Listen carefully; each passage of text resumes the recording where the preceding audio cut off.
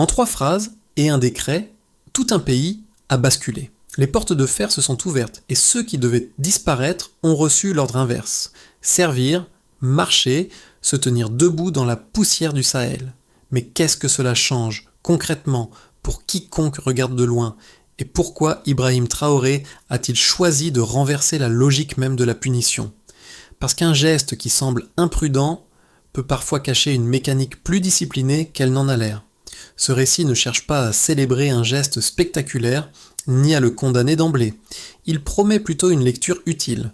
Comprendre comment une décision unique peut renverser un système entier et produire, en quelques heures, des effets qui touchent à la sécurité, la cohésion sociale et l'autorité politique. Le bénéfice pour le spectateur est simple.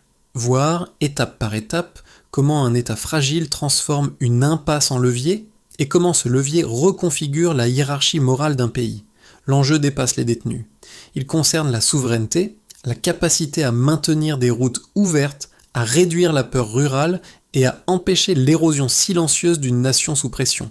Dans ce contexte, la signature associée à Ibrahim Traoré devient un point de bascule, non parce qu'elle est symbolique, mais parce qu'elle déclenche une exécution immédiate. Et c'est là que surgit la question qui tient tout. Si la prison disparaît, qu'est-ce qui prend sa place et à quel prix? Au moment même où le décret est signé, 1400 noms alignés sur des registres poussiéreux changent de statut en une seule matinée. Et, dans les casernes de Ouagadougou, 3 unités d'instruction ont déjà reçu l'ordre logistique d'absorber ce flux humain avant même que la décision ne soit rendue publique. Voilà la clé qui répond à la question ouverte au début. Le geste n'est pas un pari improvisé mais un basculement préparé, où la vitesse d'exécution empêche l'ancien système de se défendre.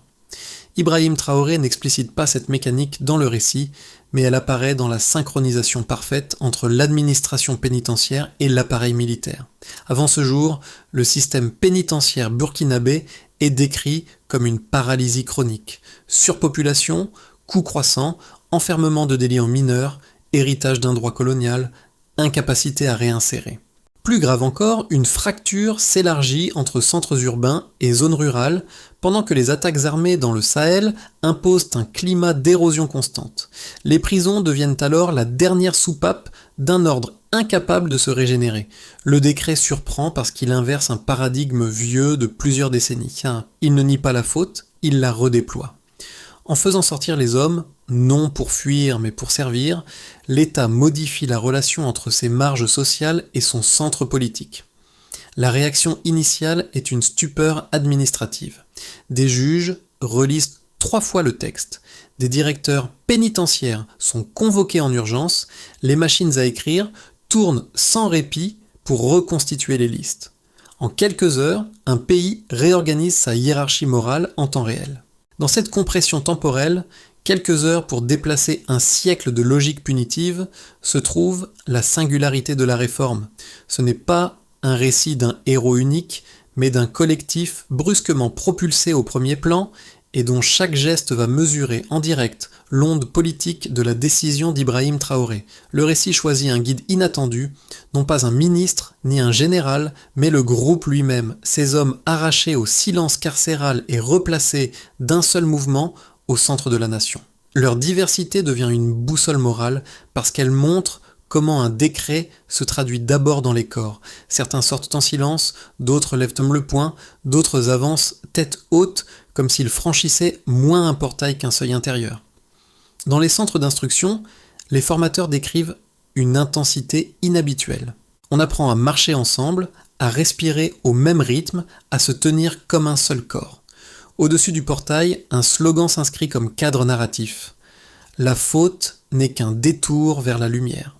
Il ne sert pas d'ornement, il ordonne la métamorphose. À mesure que les uniformes sont distribués et que les premiers ordres résonnent, l'identité change. Ce ne sont plus des détenus, mais des hommes qui tentent de regagner une place. 2 micro-cas observés dès les premières heures condensent l'onde de choc. Dans un centre, un ancien condamné pour un délit mineur pleure en recevant son uniforme, non par peur, mais parce qu'il dit retrouver son nom. Dans une autre caserne, un groupe aligne spontanément les rangs avant même que l'officier ne le demande, comme si la discipline devenait une manière de solder une dette. À ce stade, la question n'est plus abstraite. Que vaut une seconde chance quand elle est orientée vers un service collectif? Et en arrière-plan, la décision attribuée à Ibrahim Traoré commence déjà à produire un effet précoce. Transformer une sortie de prison en entrée dans une architecture nationale. Tout démarre dans un silence encore pâle du matin. Un décret unique déchire l'ordre habituel. Les journaux d'État n'annoncent ni une réforme graduelle, ni une expérimentation. Ils déclarent l'abolition des prisons et l'intégration immédiate des détenus dans la défense nationale. La première secousse est administrative. Dans les tribunaux, des juges relisent le texte 3 fois, incapables de croire qu'un pays puisse renverser un système entier par une signature rouge. Dans les directions pénitentiaires, les responsables sont convoqués en urgence. Les registres poussiéreux s'ouvrent, les listes sont reconstruites à la vitesse d'une mobilisation. C'est l'instant où la machine d'État doit se reprogrammer sans délai. Chaque ligne, chaque nom, chaque dossier devient un ordre. Puis vient le geste physique qui transforme le décret en réalité. Les portes de fer s'ouvrent d'un coup brutal, comme si le métal lui-même refusait de prolonger l'ancien monde. Les ex-détenus sortent sans chaîne, sans menottes, certains pleurent, d'autres lèvent le poing. Beaucoup avancent sans parler, comme s'ils comprenaient que ce n'est pas une fuite, mais une convocation. La scène ne ressemble pas à une libération festive, elle ressemble à une réassignation collective. Dans la capitale, l'air change de densité. Ce qui était une institution de punition se mue en quelques heures en réservoir humain stratégique. Le basculement monte d'un cran quand l'appareil militaire entre en scène. Rien dans les routines ordinaires n'avait préparé l'armée à absorber des milliers d'hommes en si peu de temps. Pourtant, le soir même, les camions se rangent devant les prisons de Ouagadougou, de Bobo Dioulasso, de Kaya. Les soldats ne viennent pas pour surveiller, mais pour accueillir. L'accueil est austère, structuré, presque liturgique, uniforme simple, ration, parole d'honneur. La phrase prononcée comme un contrat revient: vous avez une dette envers votre patrie, vous ne la paierez pas par le silence, mais par le service. Ce renversement, extraction suivie d'intégration, change la nature de tout le récit. On ne retire pas des hommes d'un système, on les insère dans une architecture déjà prête à les absorber. Dans les centres d'instruction, l'intensité surprend les formateurs. Les hommes marchent comme s'ils effaçaient chaque seconde perdue derrière les barreaux. Ils apprennent à viser, à se taire, à penser collectivement. Le slogan au-dessus du portail, la faute n'est qu'un détour vers la lumière, devient une boussole. À mesure que les ordres s'enchaînent, une transformation s'opère. La discipline n'est plus un dispositif de contrainte, elle devient un langage de réhabilitation. L'État ne dit pas seulement « vous êtes libre », il dit « vous êtes responsable ». Le point culminant survient quand la scène quitte les casernes pour rejoindre le symbole national. Devant le palais présidentiel, les torches s'allument. Les ex-détenus, alignés, reçoivent leur premier salut militaire. Un capitaine avance, pose la main sur son cœur, puis sur la terre, et prononce une formule qui cristallise la logique du moment. La souveraineté commence quand on n'a plus peur de ses propres enfants. La phrase se propage comme un choc. Et, dans ce théâtre de poussière et de feu, Ibrahim Traoré apparaît non comme un orateur, mais comme le sceau vivant d'une décision déjà en marche, une autorité qui lie justice, sécurité et identité. Mais une onde secondaire naît immédiatement. L'image traverse le monde. Les plateaux étrangers s'enflamment, parlent de militarisation dangereuse, de dérive autoritaire, de précédents inquiétants. Dans le pays, la population se divise, puis se réunit autour d'une intuition plus simple. Ils rentrent, mais pour défendre. C'est ici que se forme la dette de curiosité qui va gouverner la suite. Si ce basculement est réel, qu'a-t-il déjà changé concrètement sur les routes rurales et dans l'intensité des attaques? Et quels chiffres viendront confirmer ou contredire ce pari d'Ibrahim Traoré? En un mois, les attaques terroristes passent de la norme au choc, divisées par 2. Cette variation rapide signale une redistribution territoriale de la force disponible. Ce premier chiffre ne vaut pas seulement comme annonce spectaculaire. Il vaut parce qu'il coïncide avec une mutation de rythme. Des zones, longtemps décrites comme délaissées, reçoivent soudain des patrouilles, des escortes, des présences. Le récit insiste sur un lien concret, presque mécanique. Quand une unité nouvelle occupe une route, le marché peut rouvrir. Quand un axe cesse d'être piégé, l'école redevient praticable. Quand la peur recule, la circulation reprend. La donnée devient lisible quand elle s'aligne sur des effets observables et répétés, non quand elle reste flottante. Le deuxième indicateur est un chiffre d'absorption humaine, 1400 hommes, intégrés en quelques jours. Ce nombre n'est pas présenté comme un simple effectif, mais comme une mesure d'élasticité administrative. Former, équiper et encadrer autant d'hommes par les voies ordinaires aurait exigé du temps, des infrastructures, des budgets et une stabilité institutionnelle dont le pays est justement dit privé. Ici, l'intégration rapide révèle autre chose, la capacité d'un État à transformer un changement juridique en exécution immédiate. Et c'est là que le récit suggère, sans l'énoncer comme théorie, une logique d'opération. La décision ne se contente pas d'être écrite, elle est déjà traduite en procédure, en unité, en logistique. La signature associée à Ibrahim Traoré se lit alors comme un interrupteur, pas comme un slogan. Le troisième chiffre est matériel et, à ce titre, difficile à ignorer, des rations prévues pour 6 mois, distribuées avec uniforme et armement moderne. Cette mesure raconte une préparation antérieure au décret parce qu'on ne livre pas une telle autonomie alimentaire et opérationnelle en improvisant. Elle soutient l'idée centrale du passage. La réforme n'est pas révélée progressivement, elle est dévoilée d'un bloc, comme si l'État avait choisi la compression temporelle pour empêcher les résistances internes de s'organiser. La logistique devient ici un langage de cohérence. Décision, accueil, équipement, puis déploiement. Une fois ces 3 mesures placées côte à côte, une architecture causale se dessine. Les attaques diminuent parce que de nouvelles unités apparaissent là où l'autorité était absente. Ces unités apparaissent parce que l'État intègre rapidement une masse humaine disponible. Cette intégration tient parce qu'un stock matériel permet de durer au-delà de l'effet de surprise. Le récit refuse l'idée de miracle, il décrit une accélération. Chaque camp renforcé libère des forces régulières vers d'autres zones. Chaque redistribution stabilise davantage de routes, et chaque route stabilisée renforce la perception d'un ordre retrouvé. Reste une question de fond, que les chiffres ne tranchent pas à eux seuls. Une baisse brutale peut-elle se maintenir sans se retourner en fragilité ? C'est là que les critiques prennent appui, et que la suite devra opposer hypothèses et faits, sans caricature. Les critiques les plus sérieuses ne se contentent pas d'un réflexe moral. Elles articulent 2 objections cohérentes, souvent reprises sur les plateaux étrangers. D'abord, un premier argument, le risque de militarisation incontrôlable, intégrer d'anciens détenus, y compris condamnés pour vol de survie ou petit en trafic, reviendrait à créer une force armée potentiellement instable. Dans cette lecture, une armée composée d'exclus pourrait fragiliser la discipline existante, brouiller la frontière entre justice et force et ouvrir la porte à une dérive autoritaire difficile à contenir. Les images de torches, de ferveur nocturne, de rangs alignés seraient alors moins un signe de cohésion qu'un voile émotionnel posé sur une fragilité future. Ensuite, un deuxième argument, le choc symbolique et doctrinal.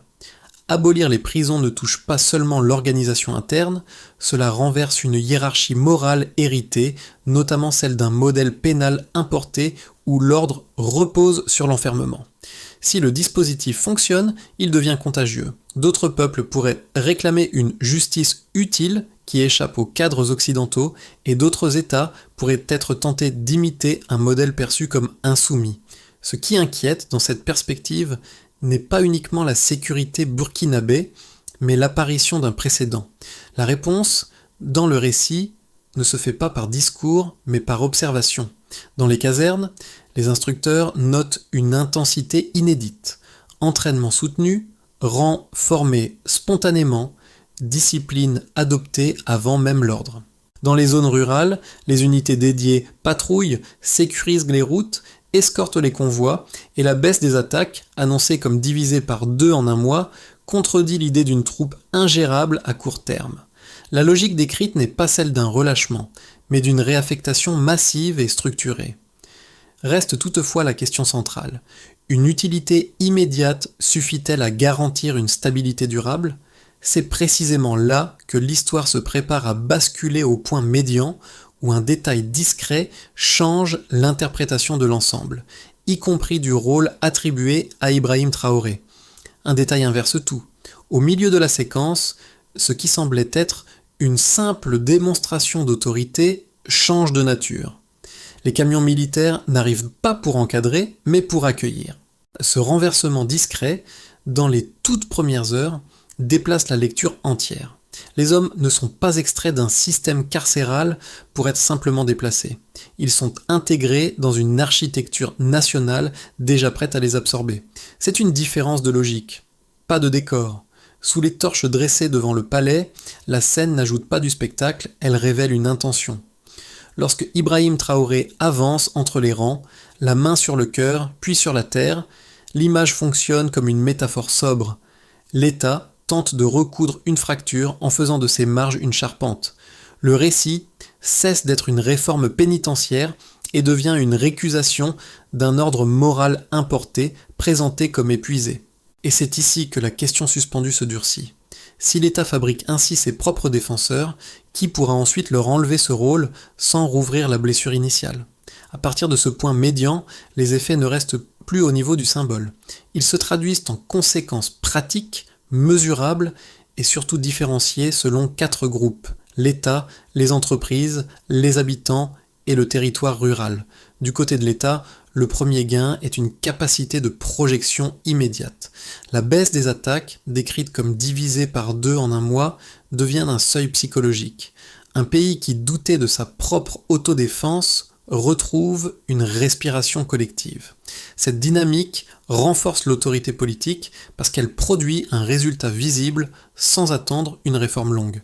Mais elle impose aussi une responsabilité: maintenir la cohérence entre justice, sécurité et discipline sans laisser le dispositif se fragmenter. Dans ce cadre, Ibrahim Traoré apparaît moins comme un orateur que comme le garant d'une synchronisation. Décret, accueil, équipement, déploiement. La légitimité ne vient pas du discours, elle vient du fait que la machine d'État tient. Du côté des acteurs économiques, quand les routes se stabilisent, les marchés rouvrent. Le récit insiste sur un enchaînement simple: la présence armée sécurise les trajets réactivent en l'échange réduit la paralysie locale. Pour les commerçants et les transporteurs, le bénéfice n'est pas idéologique, c'est la possibilité de circuler sans que chaque déplacement soit une loterie. La réforme agit donc comme un amortisseur logistique. Mais elle crée aussi un risque externe. Si la pression internationale se transforme en sanction ou en campagne médiatique agressive, les circuits d'approvisionnement peuvent bien se tendre et la stabilité commerciale dépendra alors de la capacité du pays à absorber un isolement prolongé. Du côté de la population, l'effet le plus immédiat est social. Le retour des proches ne se fait pas en fugitif, mais en homme aligné sous un drapeau. La phrase reprise par les femmes de marché « il rentre, mais pour défendre » devient un marqueur de recomposition morale. La peur change de forme. Elle ne disparaît pas, mais elle cesse d'être une fatalité. Une partie des familles voit dans cette transformation une réparation. Une autre partie garde une inquiétude, plus silencieuse. La réhabilitation par l'uniforme sera-t-elle durable ou seulement intense au début ? C'est ici que le récit place Ibrahim Traoré comme symbole d'une rupture. Briser une hiérarchie coloniale de la faute pour reconstruire une utilité partagée. Du côté des zones rurales et de l'espace régional, la réforme réoriente l'attention vers les marges, patrouilles, escorte de convois, protection d'axes. Quand les marchés ruraux rouvrent, quand les écoles reprennent, c'est tout un territoire qui sort d'un état de retrait. Mais l'effet déborde aussi les frontières. Dans les capitales africaines, la question circule. S'ils l'ont fait, pourquoi pas nous ? Le modèle devient contagieux, et ce caractère contagieux est précisément ce qui rend la réforme politiquement explosive. En somme, la conséquence centrale est double: stabilisation interne rapide et tension externe accrue. Et c'est là que se pose la suite logique. Comment tenir ce modèle sur 6 à 12 mois sans qu'il se fissure sous ses propres contradictions ? Sur les 6 à 12 prochains mois, la réforme peut suivre 3 trajectoires distinctes. Elles ne dépendent pas d'un seul facteur, mais d'un équilibre entre discipline interne, logistique durable et pression extérieure. L'important n'est pas de prédire, mais de lire les conditions qui rendent chaque scénario plausible. D'abord, une continuité prudente. Les unités dédiées stabilisent la baisse initiale des attaques et prolongent la sécurisation des axes ruraux. Les marchés restent ouverts, les convois circulent et l'armée régulière réalloue ses forces vers d'autres zones sensibles. La diplomatie occidentale conserve un ton critique, mais évite des mesures frontales conscientes du soutien populaire massif. Dans cette trajectoire, l'État consolide son modèle sans accélérer davantage. Il tente de durer, de former, d'encadrer et surtout d'éviter que l'intégration ne crée une fracture interne entre unités nouvelles et forces régulières. Ibrahim Traoré devient alors le garant d'une stabilité lente, moins de gestes spectaculaires, plus de cohérence quotidienne. Ensuite, une montée en gamme et un effet d'exemple. Les unités dédiées s'intègrent pleinement, la baisse des attaques se transforme en normalisation durable, et le dispositif inspire des réformes proches dans 2 ou 3 pays voisins. Des universités africaines théorisent la justice utile, des communautés rurales renforcent leur coopération et la réforme se mue en doctrine régionale. Dans ce scénario, les critiques externes perdent en efficacité. Un bloc narratif africain s'affirme, et la réforme cesse d'être une anomalie pour devenir une option. L'image, comparée à un feu qui prend parce qu'il trouve un terrain sec, se propage par imitation plus que par discours. Enfin, un scénario de pression extérieure et de fragilisation logistique. Si la pression internationale se transforme en sanction, campagne médiatique agressive ou tentative de déstabilisation diplomatique, l'économie déjà fragile peut subir des ruptures. Les rations, l'équipement, l'encadrement deviennent plus difficiles à maintenir, et la ferveur populaire se fissure. Le risque n'est pas seulement matériel, il est moral. Si le dispositif semble vaciller, la promesse de réhabilitation peut se retourner en soupçon. Une recommandation de pensée s'impose. Une réforme qui bouleverse un siècle de logique punitive ne se juge pas au bruit extérieur, mais à la solidité de ses résultats internes. Et la question suspendue demeure, quel sera le coût réel de tenir cette cohérence sans perdre le bénéfice initial ? À ce stade, le récit cesse d'être seulement burkinabé. Il renvoie chaque spectateur à une question intime, qu'est-ce qu'une société fait de ses fautes quand l'enfermement ne produit plus de sécurité et que la punition ne répare plus rien ? Le décret abolit des murs, mais il ne supprime pas la responsabilité. Il déplace la faute vers un effort commun et c'est précisément ce déplacement qui peut déranger, même loin du Sahel. Pour ceux qui vivent dans des communautés traversées par la peur, l'histoire agit comme un miroir brut. La sécurité apparaît moins comme le produit d'un enfermement que comme le résultat d'une utilité partagée. Protéger une route, escorter un convoi, rendre possible un marché. On peut ne pas approuver la méthode, mais on comprend l'intuition. Une cohésion ne se décrète pas uniquement par la force, elle se construit aussi par la réintégration visible de ceux qu'on croyait perdus. Pour les familles, la scène décrite des proches qui reviennent non en fugitifs, mais en hommes alignés, touche un point fragile, le besoin d'être reconnu autrement que par un dossier. Pour les citoyens ordinaires, la phrase entendue dans les rues « il rentre, mais pour défendre » résume ce basculement moral. Et pour ceux qui observent la politique mondiale, l'épisode pose une tension. Quand un État pauvre réussit quelque chose sans recette importée, cela oblige à reconsidérer les certitudes. 2 suggestions simples, sans prétendre donner des leçons, émergent du récit. Premièrement, distinguer ce qui choque symboliquement de ce qui produit un effet concret. Deuxièmement, demander toujours quels mécanismes rendent un résultat possible avant de juger son éthique. Car au fond, ce qui dérange n'est pas seulement le décret, c'est la question qu'il laisse dans l'air. Si l'on extrait une méthode implicite du récit, elle tient en une suite d'étapes courtes, synchronisées et lisibles publiquement. L'objectif n'est pas de prouver que le modèle est parfait, mais de comprendre comment un État fragile évite l'effondrement institutionnel quand il renverse un système ancien. Ibrahim Traoré apparaît ici comme le point d'impulsion, mais la réussite dépend d'une mécanique collective. D'abord, clarifier qui sort et pourquoi. L'administration identifie les profils concernés, isole les délits mineurs et les condamnations héritées d'un cadre pénal jugé saturé. La mesure est simple, liste cohérente, registre aligné, critères stables. Ensuite, exécuté sans phase d'attente. Le récit insiste sur la compression temporelle, registres ouverts, listes extraites, transmission immédiate, camion envoyé le soir même. La mesure tient dans le délai. Entre décret et première intégration, il doit rester minime. Puis, transformer la sortie en accueil.